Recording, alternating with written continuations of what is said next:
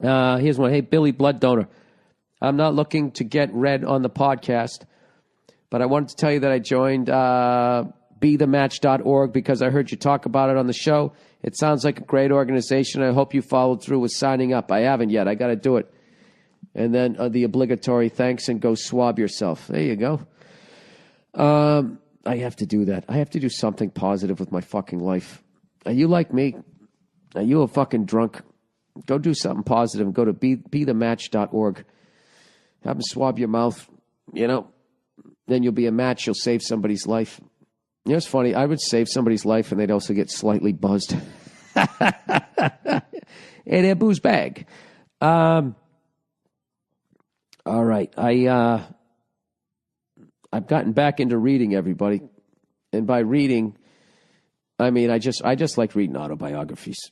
Right now, I'm reading this, actually, the book about Richard Pryor that was fucking amazing that I started. I got ADD, so I'm always reading like 2-3 at a time. So I'm reading that, the ESPN book, those guys are having too much fun.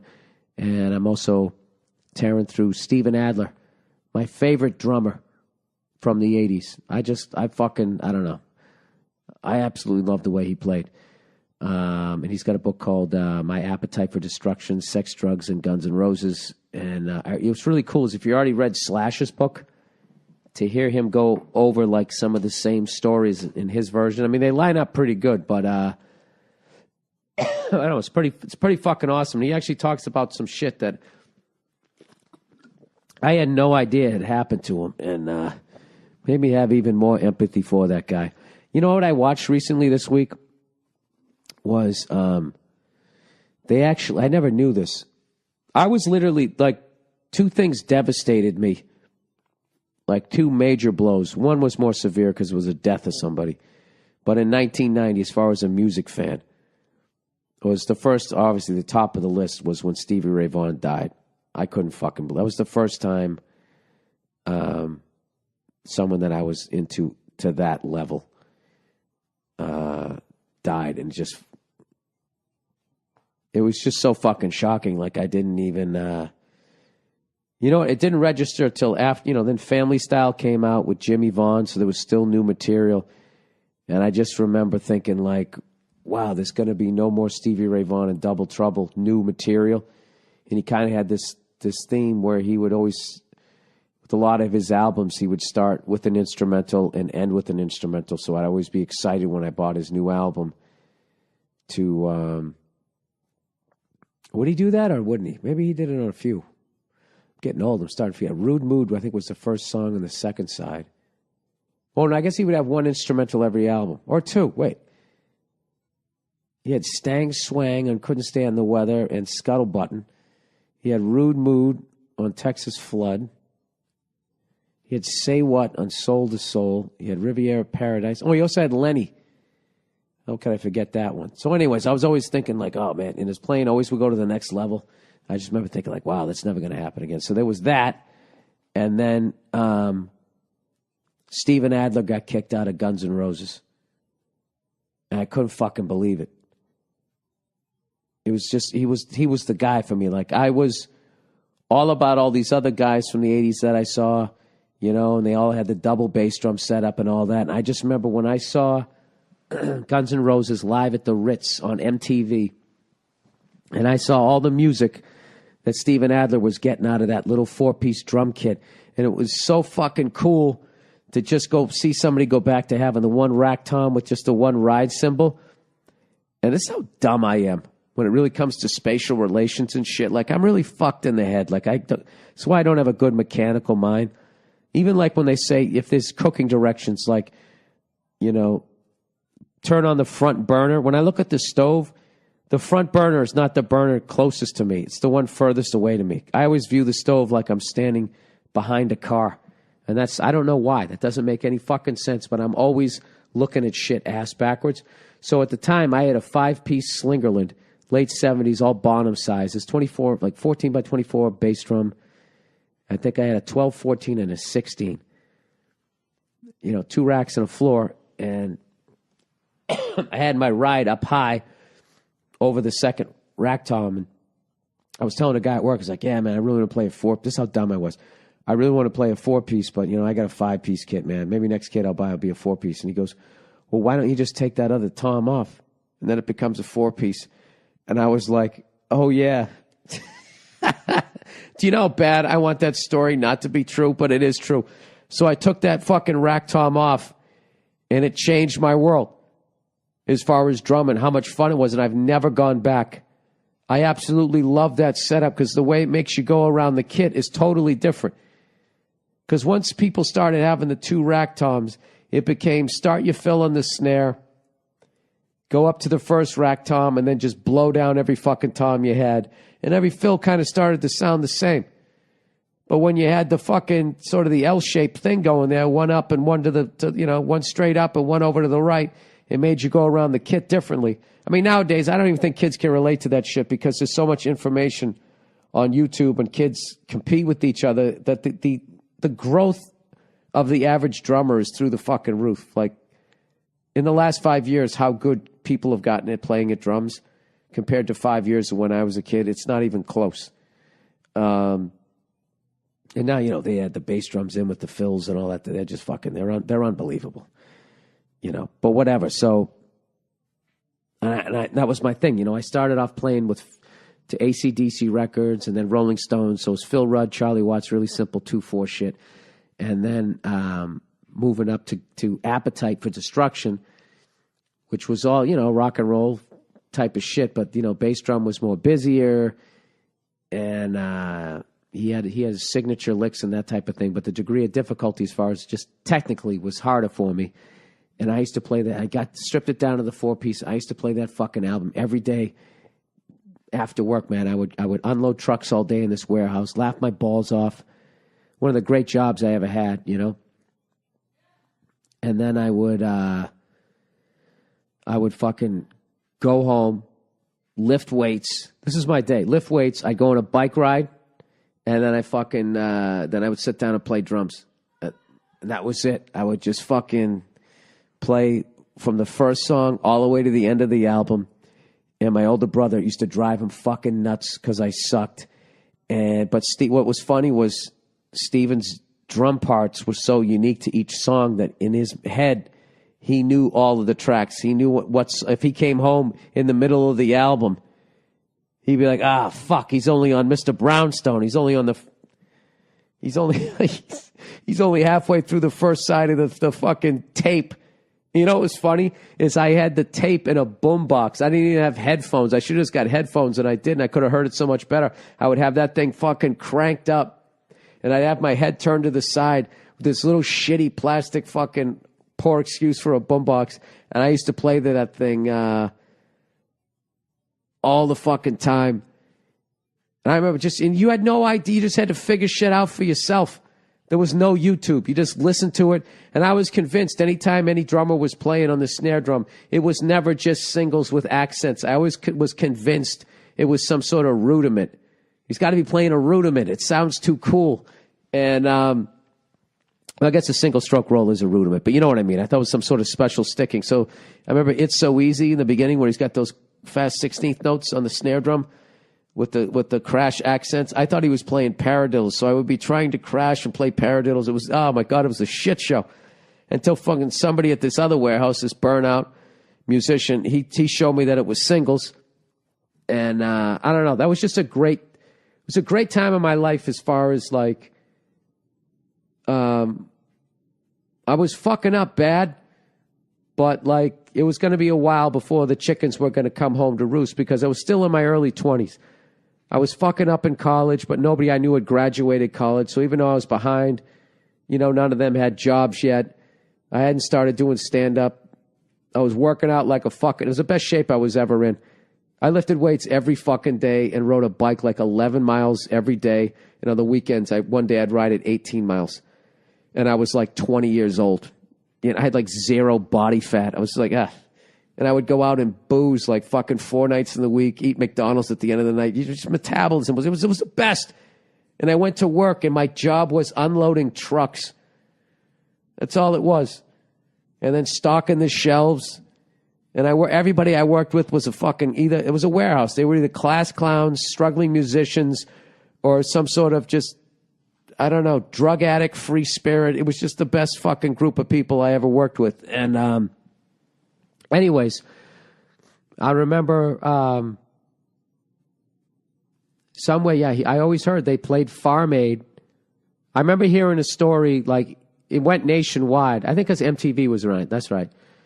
Was Axl said that someone in this band is fucking with Mr. Brownstone when they opened up for the Rolling Stones. And I was like, oh, wow, that's cool. They're living just like their song. I didn't know that that was a bad sign for the band. And then, I don't know, they played Farm Aid or whatever. And I just heard, I heard that he got fired, and I couldn't fucking believe it. And I never thought the band was the same. Once he left and Izzy left, and then they got all those other guys, and they added a fucking keyboard thing, and the whole thing just like, you know what happened. So,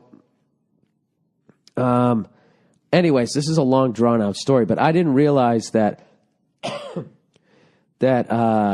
there's video of Steven Adler's last performance with Guns N' Roses. And Slash tells a story that Steven was high, and they went out to go perform, and he went to jump on the drum riser, but his depth perception was off because of whatever he was on, and he missed it by like 8 feet. And he does. He comes out, and he fucking just eats it, does a face plant. Then he gets behind the drums, and evidently he didn't really know what songs they were going to be doing. I don't know if that was his fault or whatever. So they did Civil War, and you see the look on his face in the video, like, what the fuck? I've rehearsed this with the band, but never with Axl. But dude, how does it mean? He fucking kills it. I mean, they were all a little bit sloppy, but I thought he did fine. And then they pulled out some punk tune, and Duff had to count it off for him. But even then, he still fucking did a great job. And it made me mad all over again that they fired him. But, like, I'm getting through his book, and I think, obviously, they wouldn't have got rid of him if he wasn't completely fucking up. But it's weird to read this book because I know how it ends as far as his trip with Guns N' Roses, but I'm still fucking rooting for the guy. Like, that's how big a fan I am of his. So, all right, there's your drum nerd part of the fucking podcast for this week. So anyway, I'm reading that shit. And, oh, here's one for you. I wanted to read you this shit. All right? Let me type this in here. People always say this shit, like, dude, you're type A. You're type A, right? Like, this is some negative fucking thing. You're type B and all that. Here's what next time somebody says that, because people usually, what they do when they run out of points to make with you, they say, oh, you're type A, right? Rather than being like, no, I made some good points and now you can't refute them. So now you're gonna fucking hide behind this fucking pop psychology horseshit. This is really interesting to me. Type A and type B personality theory. You hear the big word there? Theory. Those type A and type B personalities are just theories. And it basically describes two contrasting personality types that could either raise or lower, respectively, one's chances of developing coronary heart disease. There is a considerable controversy about the role of these personality types in coronary heart disease and the role of the tobacco industry funding of early research in this area. Early research, turns out they funded this study for 40 years, and basically the theory about the tobacco industry is what they were trying to do is cover up the fact that cigarette smoking caused heart disease, and they tried to blame it more on if you were this type A guy who gets impatient with people, that's goal-driven, that loses his temper and all that, like, you had a bigger chance, like, that was more of a cause of the heart disease than smoking, than if you were actually, like, more chilled and relaxed, like a type B personality, you wouldn't get heart disease. So, as far as my ignorant way of reading this, like, these personalities are just like, because I feel like everything that they bring up, I am. Like, type A describes individuals as rigidly organized. I'm not. My office is a shit show, and I don't write anything down, and I never look at emails. Highly status conscious. Yeah, I mean, I drive a Prius, and I dress like Malcolm Young. I don't give a fuck. Sensitive, yes. Impatient, yes. Take on more than they can handle. I got like 20 hobbies, maybe. Want other people to get to the point. Who doesn't? Anxious? Not as much as I used to be. Proactive. Depends on what you're talking about. And concerned with time management. Who wants to waste their fucking time? All right, type B. By definition, generally live at lower stress levels and typically work steadily, enjoying achievement but not becoming stressed when they do not achieve. I mean, I've kind of come to that point. I'm where I'm at, you know? I think that just means being more happy with your life. You know, I'm a comedian and I sell tickets. I mean, what the fuck else is there? Everything else after that is gravy. I felt like I made it like 4 years ago. After like somewhere between why do I do this and let it go? Once I was selling tickets at clubs, and I could go out twice a month, live my dream, and live a comfortable lifestyle, take care of my wife. What the fuck did I care? So I don't know. But anyways, it's good to know. They're actually a fucking theory. It's just a theory. You know something? You know who probably came up with this? Pussies. Fucking jerk off. Stick up for yourself. Quit coming up with this crap. Here's funding by the tobacco companies. Further discrediting the so-called type A behavior pattern, a study from 2012 based on searching the legal tobacco documents library suggests the phenomenon of initially promising results followed by negative findings to be partially explained by the tobacco industry's involvement in the type A-B personality research to undermine the scientific evidence on smoking and health. The industry's interest in type A-B personality lasted at least 4 decades until the late 1990s, involving substantial funding to key researchers encouraged to prove smoking to simply correlate with a personality type prone to coronary heart disease and cancer. So, I don't know. I found that interesting. After the 50th time somebody said I'm type A. Let's just say it's not a theory. I think I have elements of type A and type B. I really think a type A type person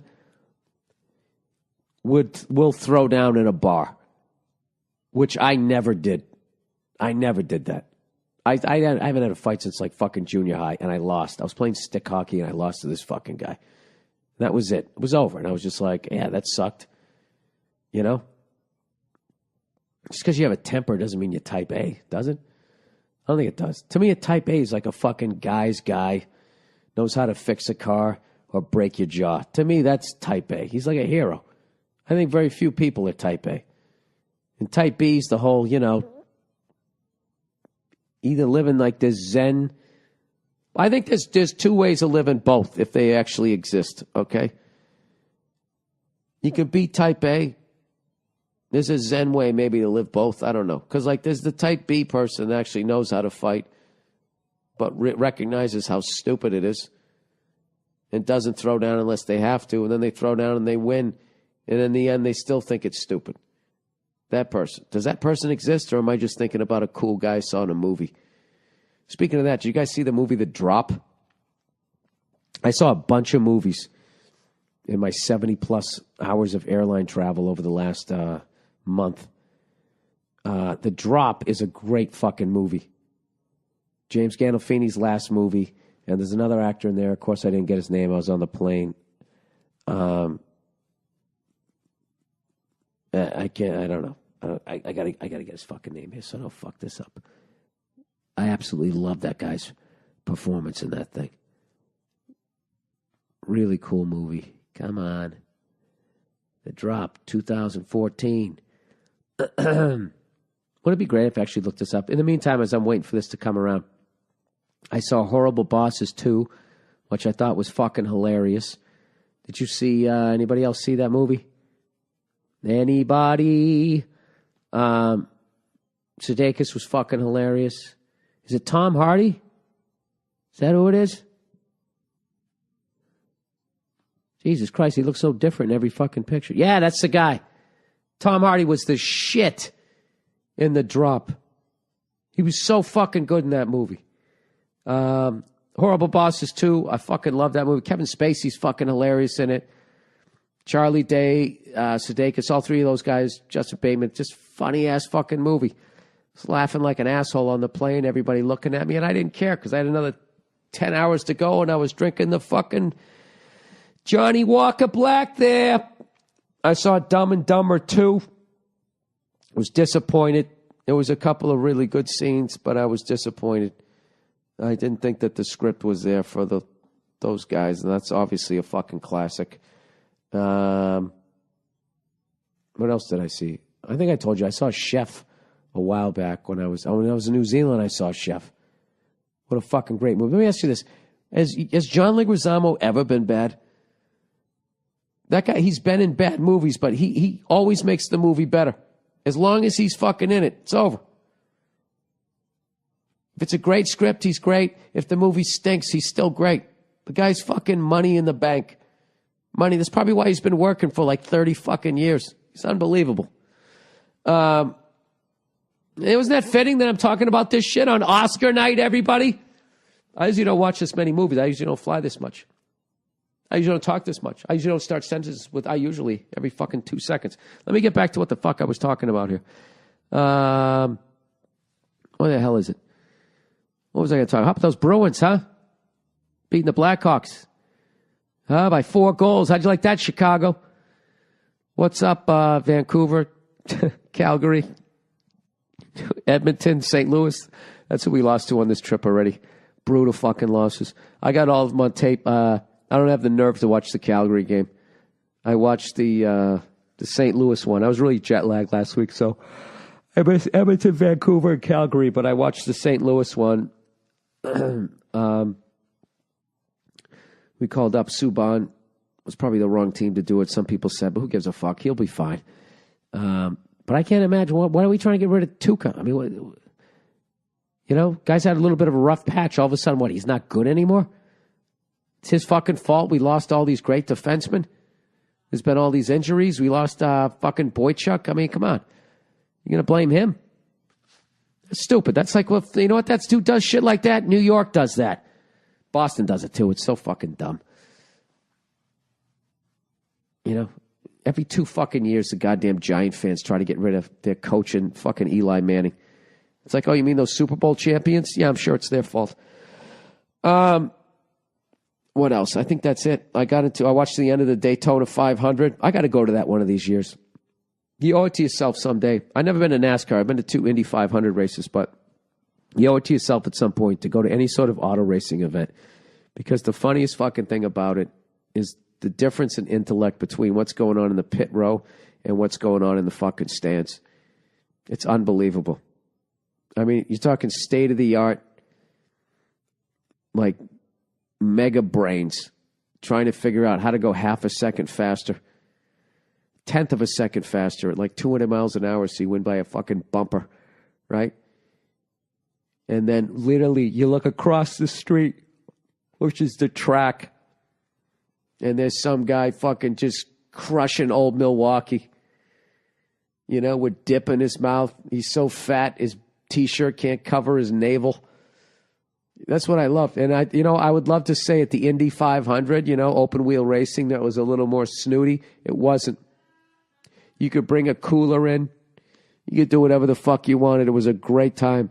And I've been meaning to go to Talladega and Daytona. I got to scratch those off the bucket list at some point. I always forget. It's just NASCAR starts at such a weird time. It's a great time to go, right? No football. This is the time of year I always get into like college hoop. Like I didn't realize Kentucky was still undefeated, so I've been watching. I just hate the fucking Pac-10. I like watching Kansas, Kentucky, and I like Tobacco Road, man. I like fucking Carolina, Duke, NC State. I like watching that shit. It just sucks the Big East is gone now. When I used back in the day, man, the 80s, when I first started watching fucking hoop, the ACC and the fucking Big East. Like in a 5-year period, I watched like James Worthy, Michael Jordan, Patrick Ewing, Ralph Sampson, Elijah Wan, and what's his face, Clyde Drexler were out in Houston. Chris Mullen was St. John's, Pearl Washington at Syracuse. I mean, it was just fucking every week there was some sort of fucking epic goddamn battle Always would come down to the end. Those great coaches. I forget the coach for St. John's, always wearing the Cosby sweaters. Then you had John Thompson, who was as big as fucking Ewing almost. I always wondered, like, how fucking long is his tie that it goes all the way down to almost his belt buckle when that fucking guy, he was like 6'10". It's like, where the fuck do you get your suits made? You know? You just picture like the haberdashery guy, like they're like elves, like standing on ladders trying to measure the guy. Yeah, and you had what's his face? Oh my God, am I going to forget his name? Dean Smith. Dean Smith. I've told you guys all these fucking stories about going to the Dean Dome and seeing Michael Jordan play. I told you that. As an NBA player, right before the year before the Charlotte Hornets came, they tried to get NBA excitement going on down in North Carolina. So they scheduled 2 NBA scrimmages during the summertime before the NBA season, probably like in September, and I went to both games. And each NBA team had a former Tar Heel on it. So it was the Chicago Bulls. Michael Jordan, no championships, still had hair, still was skinny, didn't bulk up because Detroit hadn't beat him up enough, right? I saw him play, who was it? I think the Cleveland Cavaliers that had Brad Daugherty. I think his name was. He's that guy with the fucking hairline that went right down to his eyebrows, who actually now, he actually commentates for stock car racing. And then I saw the Lakers with James Worthy, Magic, Kareem. Oh, I think Kareem didn't show up, though. He was too old at that point. Like, man, I ain't fucking coming down for that shit. He might have been retired. It was 87. Summer of 87. Yeah, he didn't play 87, 88, did he? I don't fucking know. And then they played the Cavaliers. They had Sam Perkins. That's right. Anyways, let me fucking read some of the letters for the goddamn week here before I fucking go off the rails here. All right. Okay, here we go. Alpha Brain. Bill the Half-a-Man Thrill Ride. Go fuck yourself. I know you're buddy with Joe Rogan, and I'm not sure if he's already turned you onto this, but his company On It, pronounced On It. Thank you. Oh, you know what? I think I already knew it was On It. I wouldn't have known. I wouldn't have known how to say it. Anyways, produced a product called Alpha Brain, which helps with cognitive brain function. He's been talking about it for years, but tried it a couple of months ago, and it's great. It helped me focus on a novel I'm writing on nights and weekend away from my boring day job. Weekends away from my boring day job. That's why you should have written it. You always talk about how you forget stuff and have trouble concentrating. You should give it a shot and report back to us. I'm sure he'd give you some free samplers. Thanks, and go fuck yourself. Yeah, I don't fuck with drugs. Other than booze. I just don't. You know? Hey, Nia, your pizza's here. All right, sorry. See that? Try to do her solid. Thought she was downstairs. Yeah, I don't fuck around with miracle drugs. If I have a disease, I'll do that. Like, look, being scatterbrained is working out for me. It does. It just churns more comedy. I just fuck up and I embarrass myself. You know? It's like, didn't you ever see that episode of Taxi where they showed Reverend Jim before he fucking ate the pot brownies? He was just some boring guy with the sweater on. If I took Joe Rogan's pills and all of a sudden I started focusing more, then I don't think you'd like me. No, I don't fuck with pills. I don't take sleeping pills. You know, I don't fuck with them. I think they beat up your liver. I think there's a bunch of shit out there that they say is healthy and it doesn't have side effects. And I feel like the Food and Drug Administration has, you know, I've seen documentaries where people who used to work for these drug companies are now, they've infiltrated the food, whatever the fuck it's called. I just said it.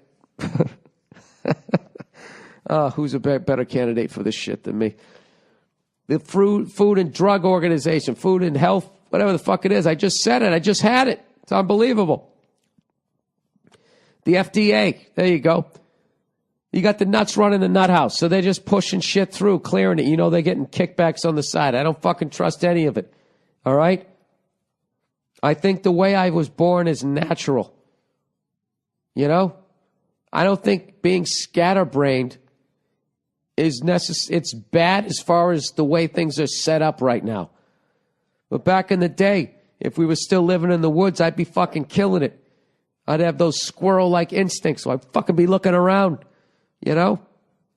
But it just weirds people out in the office environment.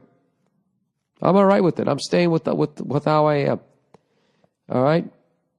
I saw Joe the other night. I had one of my best sets of the fucking year up at the Ice House, man. I just had a great time. I saw Joe the other night, and I got to tell you something. That man had laser focus when he was talking to me. He didn't break eye contact once, so maybe that shit works. I have no idea. I ain't taking any drugs, man. I do enough fucking damage to myself. Last thing I need to do. Does that make any sense, though? I'm playing devil's advocate here. Oh, my God, I can't fucking think. Oh, take this pill. And then now you can think straight. All right, and that's it.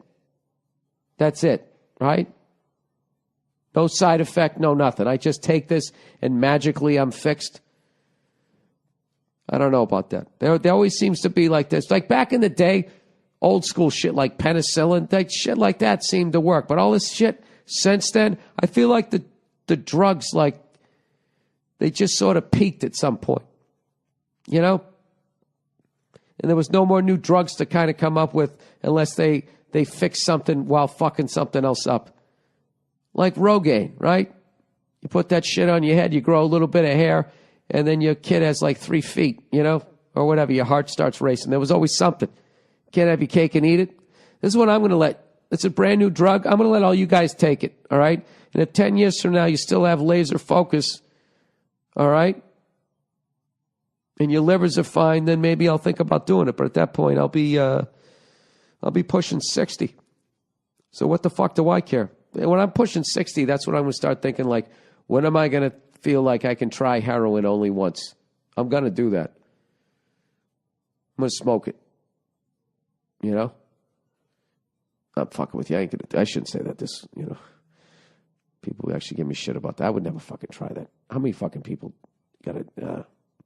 That's bad this week to bring that shit up, so I'm not going to. Anyways, that's the trouble with improv. All right, girlfriend's breath stinks. Dear Billington the Red, I've been seeing my girlfriend for a little over a year now. And if you can tell me your fucking breath has stunk the entire time, I'm really not going to have any sympathy for you. And I don't know how you fucking bring it. Well, the only way you bring it up now is if you act like it just started. I've been seeing my girlfriend for a little over a year now. We're very much in love and have a great time when we're around each other. However, in the past couple of months, I've noticed every so often her breath stinks. I'm not talking she ate something bad, but some deep-seated stench that makes my eyebrow hair burn away. I noticed that her teeth have a certain yellow tint to them that is hard to look away from. It's like a film of American cheese. Oh, Jesus. Sorry for the grossness, but that's just the truth. It's not like she doesn't take care of herself. She's very beautiful and responsible. Anyway, she has health insurance, but not dental, and hasn't been to a dentist in 3 years. Well, take her. Take her, okay? Because she's starting to sound like a woman that lives in a tree in a fucking fable. I think she might have some buildup of tartar or gum disease. Yeah, or something. She needs a deep cleaning to start with, and then they should. If that doesn't work, I would check for some sort of sinus infection. You know, if that doesn't work, you know, I don't know. Consult a specialist rather than a comedian doing a podcast. We're going to move out together when I go to my new job, and I'm going to pay for dental insurance when I make the money because everyone should be able to see a dentist, especially as a girl's awesome of her. Until that day comes, I want to say something but don't know how to say it. Obviously, I just can't say, honey, your mouth smells like shit. We're very open with each other all the time, but I can't get the balls to tell her to say this. Any suggestion from you or the lovely Nia would be appreciated. All right. Fuck. I got to get Nia in here for this one. Hang on. Hey, Nia. Nia? Nia! Can you help me on the podcast? I need you to help me answer a question because I can only think of a way to say it in a mean way.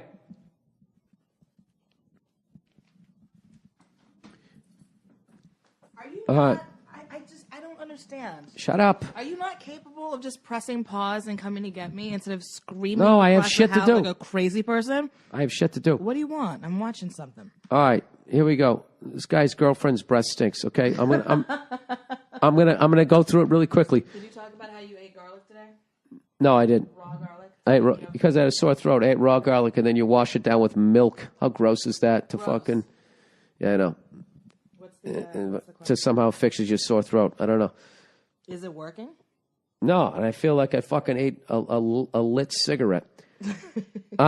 Anyways, I'm just going to say it real quick because we only have one microphone. So anyways, her breath didn't stink, and now all of a sudden lately it's just stinking. He's noticing a film across her teeth, kind of yellowish. She hasn't seen a dentist in like 3 years.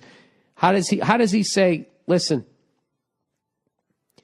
I love you, but your breath stinks. I want to pay for you to go to a dentist. I don't want you walking around the world. You know, you're going to get a nickname. Like, that's how bad your breath smells. Does she not brush her teeth?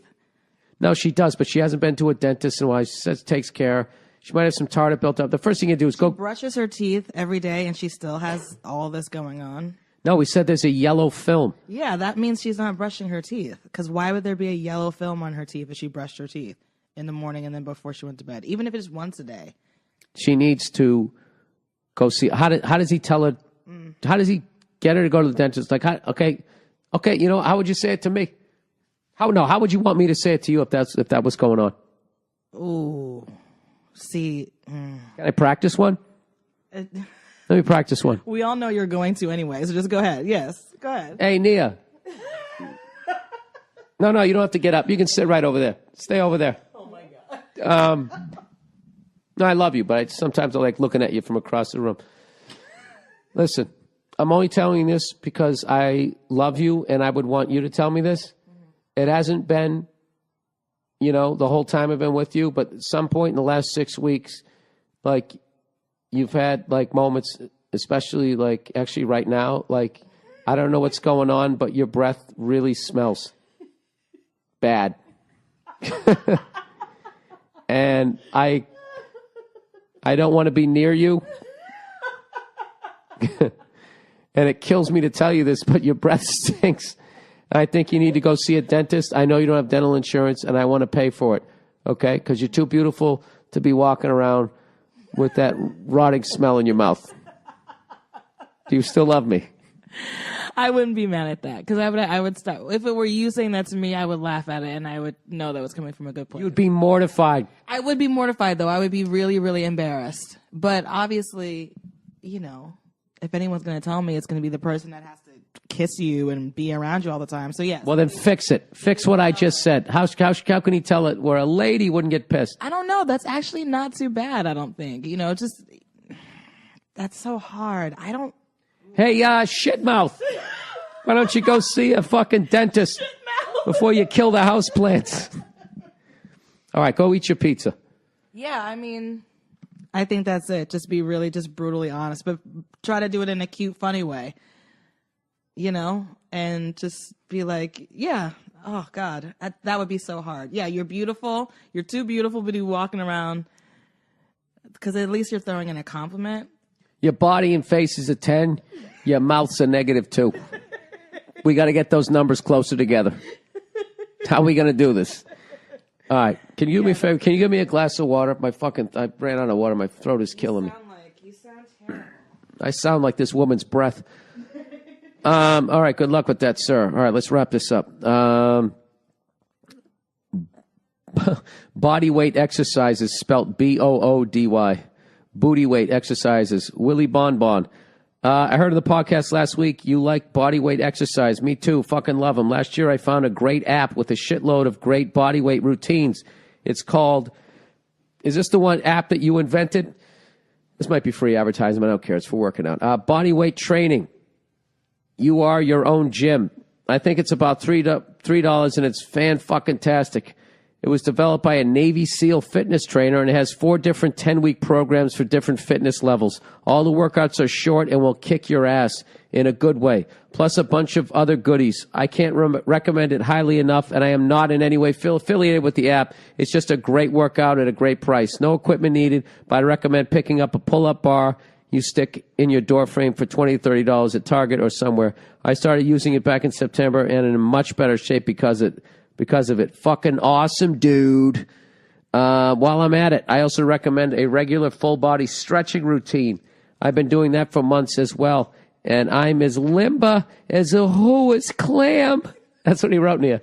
A horse clam there. And for the ladies, I'm as bendable as a drunken louse's whiskey dick there, kid. See that? He was trying to do one for the women. Yeah.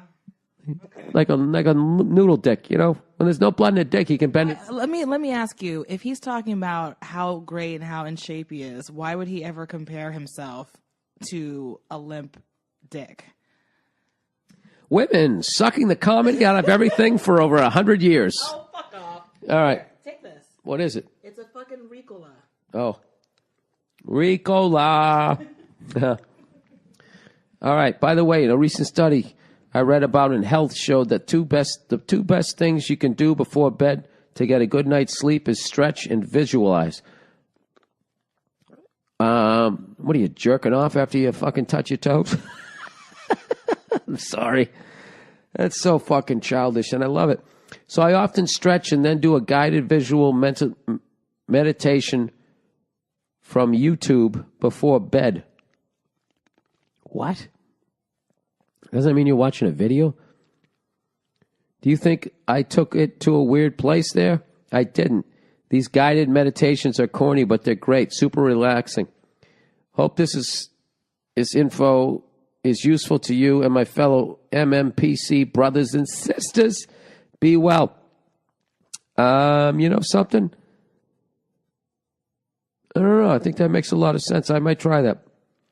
You know what I used to do? You know, when I was doing the helicopter lessons, which I'm going back to my final 6 in March, before I test for my license here, I was having problems with auto rotations, and I just sat there visualizing doing them.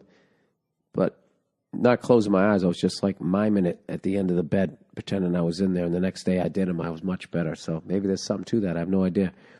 He said, be well. Miniature version of animal. Dear Bill. Okay. Miniature version of animal. Here we go. I think this is the last one here. If you could have a smaller version of a normally large animal, what would it be? Ideally, it would be trained and you'd have it as a pet. Signed, Weird Roommate. Well, it couldn't kill me. I love animals too much to ever make a wild animal a pet. So, what would I have? I'd have a miniature version of my dog, Cleo. So even when it flipped out, when I dressed up like a drummer, I wouldn't have to worry about it killing me. That's a lame answer. I'd have a miniature gorilla. That's what I would have. A miniature gorilla, right? And I do pull-ups as it climbed a tree, looking at me like, why can't you go all the way up? And I'd be like, because I'm human, miniature gorilla. The fuck's wrong with you? Then we'd smoke some weed, man. That's a weed fucking question. Man, if you could have any animal miniature, what would you have? I'd have an alligator, man, and I'd have it clip my toenails, dude. All right, old Billy Redface. First off, go fuck yourself. Second, I'm having some issues with my roommate. I'm in college and share a campus apartment with one roommate. My question is, how do you motivate someone to be more considerate? You can't. I grew up in a house with brothers and sisters, so I try to respect other people and those who I live with for the most part. My roommate, on the other hand, doesn't do dishes, doesn't take out the garbage, and doesn't even change the toilet paper when we're out of it. I've asked him to do the above mentioned nicely, and he gave up on it pretty quickly. He doesn't even say what's up or make eye contact when he walks in the door. I'm not trying to be a douche, but at what time do you think I should take a shit on his bed, now or later? Thanks. I don't think you need any help. I think you're mentally moving in the right direction. You know, there's got to be, you don't have communal dishes, right? Then he'll start using yours. You know, you're going to have to drop this guy at some point. This is what you do. Next time he doesn't flush the toilet, I would just stick his pillow in the toilet. I mean, I think, what else are you going to do? And then put his pillow back on the fucking bed. I had a roommate like that. We almost came to blows. And, dude, when you're living with an animal, and there's just like, you're just going to have to tough it out for the rest of the semester and get somebody different. And here's the deal. Just know that that's the type of guy that's probably going to get divorced, or he's going to marry an unbelievably understanding woman. I fucking hate guys like that. I never... That whole fucking, you know that stereotype of how on a guy's apartment looks like there's a slice of pizza between the cushions. And I never was like that. Why the fuck would you want to live like that? Never did that. I remember when I was living in New York, right? I had this roommate, and from day one, if I dirtied some dishes and he had a few in there, I did mine and I did his. If I took out the trash a couple times in a row, I didn't give a fuck. And you know what? He immediately was the same way. I showed him respect. He showed me respect. We got along fucking great. Right? I fucking move out. This other dude moves in. And all of a sudden, all the harmony goes away. He starts telling me what a fucking asshole the other guy is. And it took me a while to realize, it's like, no, dude, you were the fucking asshole. And you pissed. This guy was a respectful guy. If you showed him respect, he took out the trash too without asking. He'd actually hook you up. Took me a minute to figure out the math on that one. So you just got a bad roommate. And when you live with an animal, you got to treat him like it. You got to hose him down. I don't know what you do. Just break one of his glasses in front of him. Just say, listen, just start throwing out his dishes. Go, look, I'm not going to wash them, so I'm just going to put your dishes in the trash. Okay? Which is ridiculous. And then he'll be like, why? I go, because I'm not your fucking bitch. Do your dishes, you fucking animal. I would literally take it. I mean, I don't know. I don't know if you can take this guy, but like, I don't know. It's making me go back to an angry place in my life, so I'm not going to give you any more advice. Don't do that. Don't bring it to violence. Don't stick his pillow in the toilet. Don't do that. It's a short time in your fucking life. You'll get a better roommate. But you'll learn a lot of lessons with this cunt. And when you go to meet a woman, check out her fucking apartment. See how she lives. All right? And don't do a one and done either. See how she is over time. There's nothing worse than a messy woman. They have way more shit than any guy could ever have. Just imagine all your fucking male roommate shit. Just multiply the amount of sneakers he has times 20 fucking pairs of shoes. All that makeup and crap. Fucking animals. I used to clean bathrooms when I worked in this restaurant. And you'd think the guy's bathroom would have been dirtier. The fucking woman's bathroom, I swear to God, it looked like there was a ticker tape parade and then somebody shit all over it. It was a fucking water all over the place. It was like, what the fuck are they doing in here? Maybe because they have to sit down to pee, they were just building nests. I don't know what it was. It was just an ungodly amount of toilet paper all over the fucking place. And they were getting dolled up in there. And it was just, oh, God, it was a fucking horror show.